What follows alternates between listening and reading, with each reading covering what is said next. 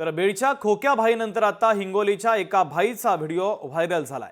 वाळू माफियांचा रील तयार करत दहशत पसरवण्याचा हा सगळा प्रयत्न आहे। अंगावर सोनं घालून टेबलवर पैसे दाखवत रील शूट करण्यात आलं।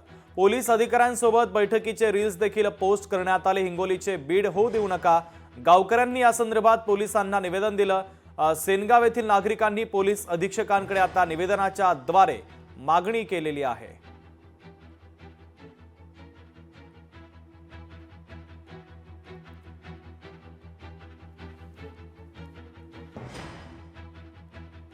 तर बीडच्या खोक्या भाईनंतर हिंगोलीच्या एका भाईचा हा व्हिडिओ व्हायरल झालेला आहे।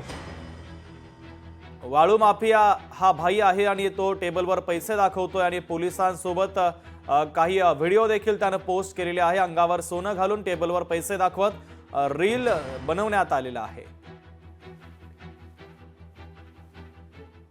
इंस्टाग्राम असो किंवा सोशल मीडियावर रील्स टाकून दहशत निर्माण करण्याचा प्रकार ज्या प्रमाणे बीडला एक प्रकारचं दहशत वातावरण झालं, त्याचप्रमाणे सेनगाव तालुक्यात वातावरण करण्याचा प्रयत्न काही जण करत आहेत।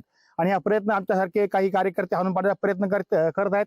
परंतु अनेक बाबीतून अनेक ठिकाणाहून धमक्या दिल्या जात आहेत, परंतु आम्ही कोणत्याही धमकीला भीक घालत नाही आणि वाळू माफियांना एकच सांगतो की अवैध वाळू विक्री बंद करणार म्हणजे करणार। मी एका तपासामध्ये 10/25च्या तपासामध्ये फरार आरोपीच्या शोधकामी वाशिमला व्यायामशाळा येथे गेलो होतो। तपासणी करता तो आरोपीची माहिती मिळाली होती, त्या अनुषंगानं तिथं चेक केलं।